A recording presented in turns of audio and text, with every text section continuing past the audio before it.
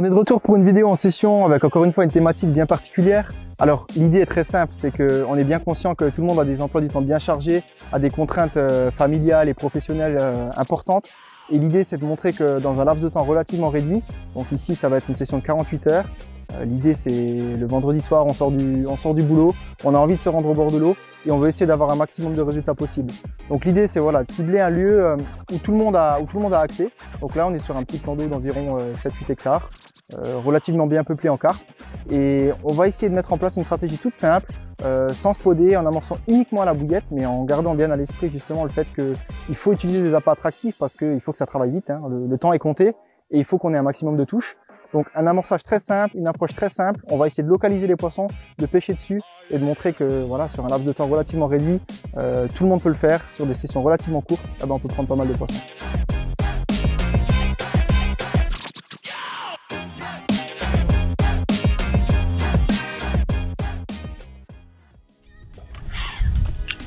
En fait, je vais juste essayer de me rendre compte du type de substrat là-bas, sans faire trop de bruit. Je vais lancer 2-3 fois. Tac. Ah, il y a du caillou là. Il y a du caillou.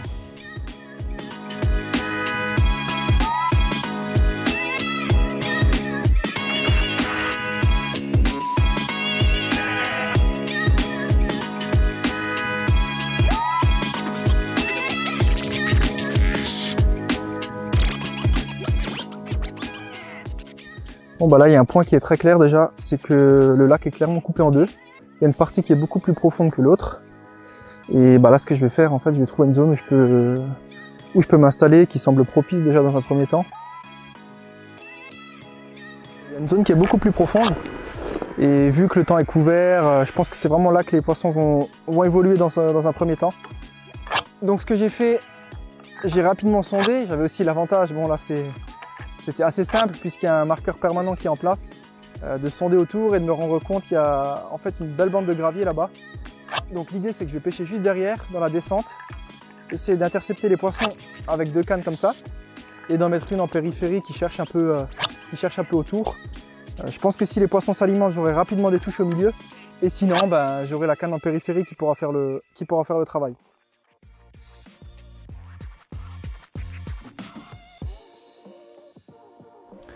Toujours très important, je prends toujours le temps de bien couler ma ligne avant de poser la canne sur les singles. Je pense que ça aussi c'est un petit plus qui fait beaucoup de différence, surtout quand les poissons ont tendance à nager dans les bannières. En termes de discrétion, c'est pas le top. Voilà, au final, j'ai vu pas mal de manifestations sur la droite, là où j'étais allé voir pour sonder ce matin aussi. Et du coup, j'ai pris la décision, j'ai de la chance, hein, j'ai pas de voisin à ma droite. Du coup, j'ai eu la possibilité tout simplement d'envoyer une canne totalement sur la droite du poste, pratiquement en face du poste voisin. Et puis au bout de 10 minutes, j'ai eu une touche. Donc là, je suis installé depuis quoi, peut-être 3-4 heures. Et je me pose déjà la question si ce serait pas intéressant en fait que je me déplace sur ce poste là-bas pour avoir beaucoup plus de champ d'action. Parce que visiblement, les poissons sont pas sur la partie la plus profonde. Donc je vais essayer déjà de mettre ce poisson sec et puis ensuite je vais me poser cette question parce qu'elle est vraiment légitime pour le coup.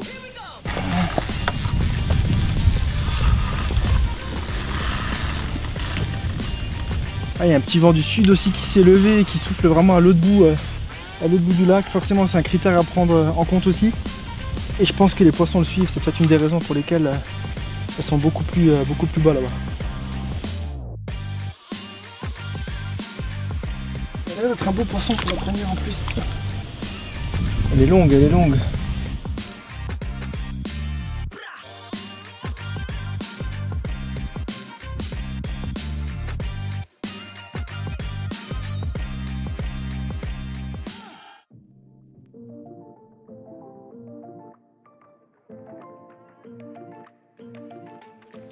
Première touche après 3-4 heures de pêche là. Donc vraiment sur un concours de circonstances, une approche vraiment opportuniste, une canne totalement excentrée. Je le disais juste avant, je vois les poissons vraiment à l'autre bout du plan d'eau. Et là je suis allé, avant de vous présenter le poisson, je suis allé voir sur le poste un peu plus bas, histoire de confirmer tout ça. Et effectivement, c'est là-bas qu'elle se trouve. Donc là je suis content, une belle torpille quand même.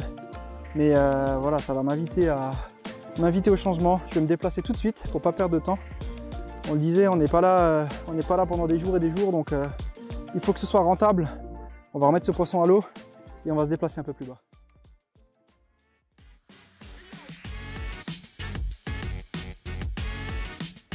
Changement de poste payant du coup. J'étais clairement sûr que le poisson était par là, hein. Le vent s'est levé.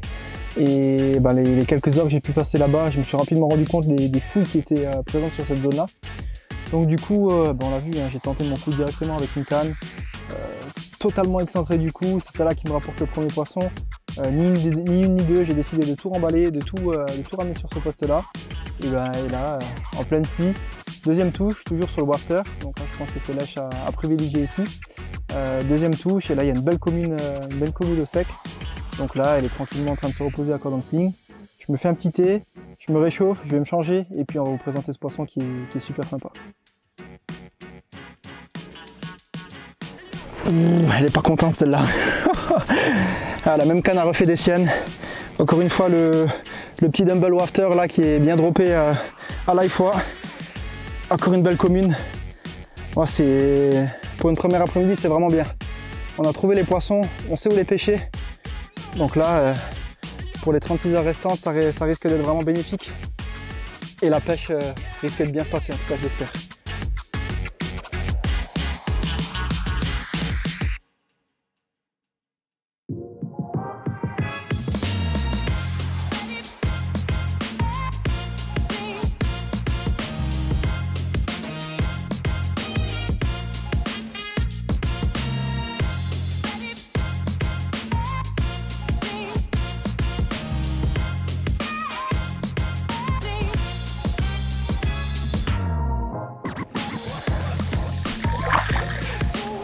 Parent des armes. Yes! Elle n'est pas aussi grosse que d'autres, en tout cas, ça fait de l'action déjà, c'est bien. Deux fois la même canne. Ah, c'est sur la droite que ça se passe. Allez, on sort ça.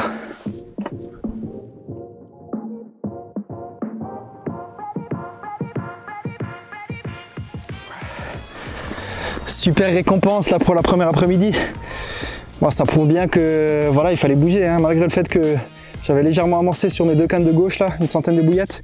Je voyais les poissons complètement à l'autre extrémité et c'était une perte de temps. Donc j'ai décidé de tout remballer, tout bouger et j'ai été récompensé moins d'une heure après avoir changé de poste. Donc, ça c'est vraiment de la bonne pêche quoi. Super commune. Je suis content. Top.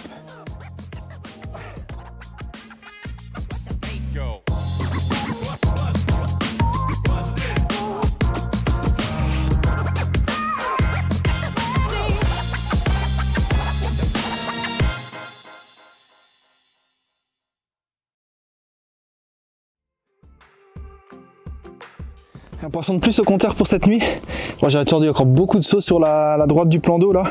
Ce que je vais essayer de faire, c'est de placer une canne un peu plus en proximité là-bas aussi, mais tout en faisant attention de ne pas saturer la zone avec des fils, parce que c'est vrai que bon, vaut mieux avoir une canne qui démarre plutôt que deux qui ne touchent pas.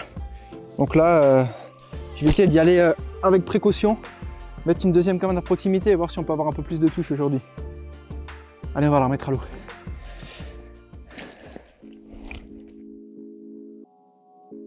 S'il y a bien un élément qui est vraiment primordial, et c'est encore plus vrai sur ce type de sessions qui sont relativement courtes, c'est que c'est les carpes qui doivent vous dire où pêcher. Je veux dire, ça sert à rien de perdre son temps sur des zones où on sait que voilà, l'activité alimentaire est quasi inexistante et qu'à l'autre bout du plan d'eau, on voit beaucoup d'activités, beaucoup de sauts, beaucoup de marsuinage. C'est exactement le scénario qui se passe aujourd'hui. Donc j'ai décidé hier tout simplement de bouger, ça a payé tout de suite et là je vois que les poissons en fait se décalent, ont tendance à se décaler de plus en plus sur la droite du plan d'eau. Je vais essayer de décaler une canne supplémentaire, voir tout simplement si j'arrive à avoir plus de touches, mais ce qu'il faut faire attention aussi, c'est tout simplement de ne pas saturer la zone. Trop de nylon dans un même secteur, ça peut être dangereux, ça peut être néfaste et il vaut mieux avoir une canne qui touche plutôt que deux qui ne font plus rien.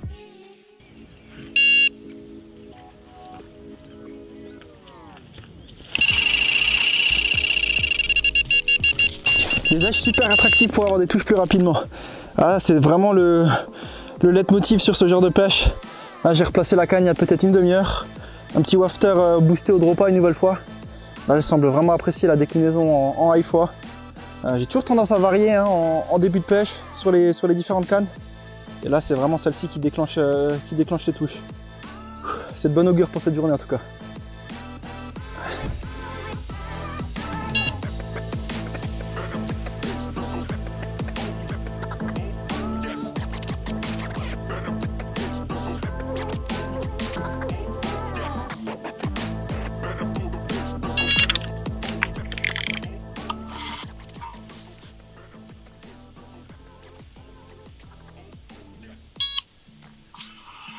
Ah, la matinée commence à s'écouler tranquillement.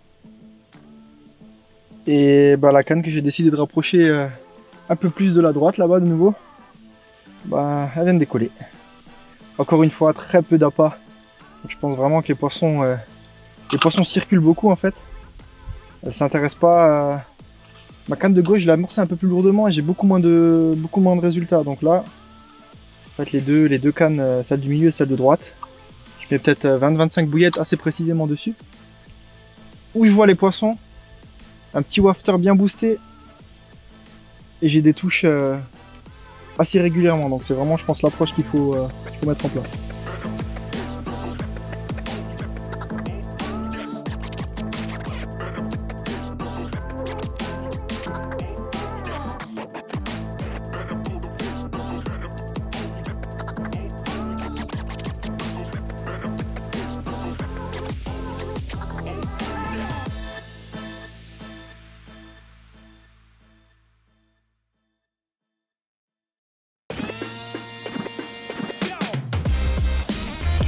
Une canne placée 1 heure au bon endroit, ça vaut bien mieux que toute une nuit au mauvais.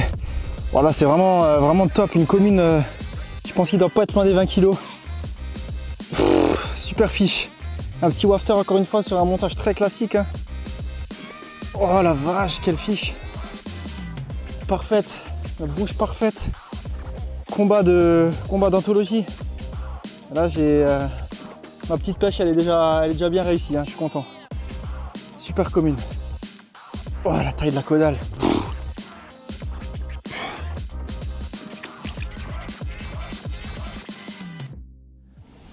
J'ai toujours une idée bien claire en tête dans ce genre de situation, c'est d'obtenir des touches le plus rapidement possible. Et pour ce faire, pour moi, il y a une solution qui est très viable en fait, c'est d'utiliser des âges qui sont boostés. Donc d'un point de vue olfactif, c'est un point, mais aussi d'un point de vue visuel. Et l'objectif, c'est que lorsque les poissons se rendent sur l'amorçage, alors qu'ils soient plus ou moins conséquents, hein, ça permet en quelque sorte de les diriger le plus rapidement possible vers l'èche piégée. C'est la théorie que j'applique dans l'intégralité de mes sessions. Alors c'est d'autant plus vrai dans les sessions comme ça, de maximum 48 heures, puisqu'on est là sur un laps de temps relativement court et on essaye de faire le plus de poissons possible, c'est normal. Mais également sur les sessions plus longues, sur les premiers jours, voilà, les poissons sont peut-être en maraude autour de l'amorçage et le fait d'avoir quelque chose qui dénote complètement les intéresse parce que ça reste un poisson curieux, faut pas se leurrer. Et l'objectif, c'est qu'elles se saisissent de l'appât piégé le plus rapidement possible. Après la grosse commune, la grosse miroir. Ah, je suis vraiment satisfait du résultat aujourd'hui. La journée, elle pouvait pas mieux se dérouler. Le temps est très bon. On sent que les poissons sont la tête dedans, ils sont en alimentation. Et là, ma session, elle est déjà réussie. Hein. Je vous cache pas que j'en attendais pas autant. On va essayer encore de déclencher 1 ou 2 touches jusqu'à demain. Il reste une nuit. Mais quoi qu'il en soit, le résultat est déjà garanti. Petit wafter encore une fois, c'est ce qui déclenche les touches. J'ai trouvé la zone, j'ai trouvé l'appât. Il y a juste à prendre les poissons. Ah, super. Malgré le fait que le reste de l'après-midi a été très calme, bon, ça a été une journée quand même très pleine. Hein. La matinée a été vraiment dingue au niveau de l'activité. On l'a vu, j'ai pris une belle commune, une belle miroir. Et puis là, bon, voilà, il reste une nuit de pêche, hein, donc une nuit, le coup du matin demain encore. Je pense qu'avec un peu de chance, on peut avoir la même frénésie et essayer de prendre encore 1 ou 2 poissons. Mais pour l'heure, voilà, là, tout est reposé. J'ai vraiment bien réamorcé aussi mes zones. Pas trop en quantité, mais par contre très précis. Et là, maintenant, bon, j'ai le ventre qui crie famine. Je vais aller me faire quelque chose à manger et puis on va voir ce que la nuit nous rapporte.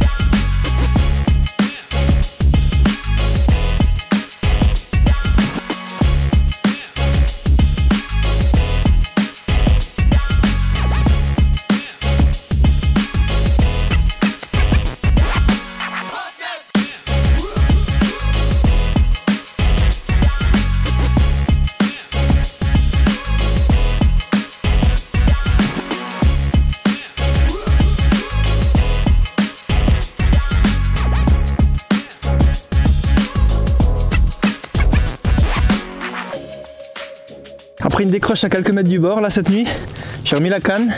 Et un quart d'heure plus tard, elle est repartie avec cette belle miroir, elle a des belles écailles. Hein. Celle-ci, elle est vraiment sympa. Donc voilà, c'est encore une nuit prolifique. Hein. On a eu des touches. Il reste quelques heures de pêche là ce matin. Je pense qu'on va tirer jusqu'au début d'après-midi. On va essayer d'en prendre encore une ou deux. Et celle-ci, en tout cas, elle est très jolie. Allez, elle va rejoindre ses copines. Il y a clairement un paramètre aussi qui va conditionner la réussite pour moi dans ce type de pêche, c'est le fait d'être préparé en amont. Je veille toujours en fait à avoir des balles lignes préparées à l'avance, alors aussi bien pour présenter des èches de type wafter, des pop-up ou des appâts denses, hein, tout simplement pour m'adapter aux situations le plus vite possible et essayer de déclencher la pêche, encore une fois, le plus rapidement. Hein. C'est vrai qu'en fonction des lieux, si on ne les connaît pas, on ne connaît pas forcément les habitudes des poissons et en fonction des périodes de l'année, elles peuvent avoir des habitudes alimentaires qui diffèrent complètement. Fin de matinée, il n'y avait plus aucune activité. On songeait justement à commencer à ranger tout doucement. Et au milieu de nulle part, une petite touche. On va essayer de la mettre au sec, ça va certainement être la dernière. Et là, celle-ci, on n'a pas vu venir en tout cas, ça. Elle vient tranquillement.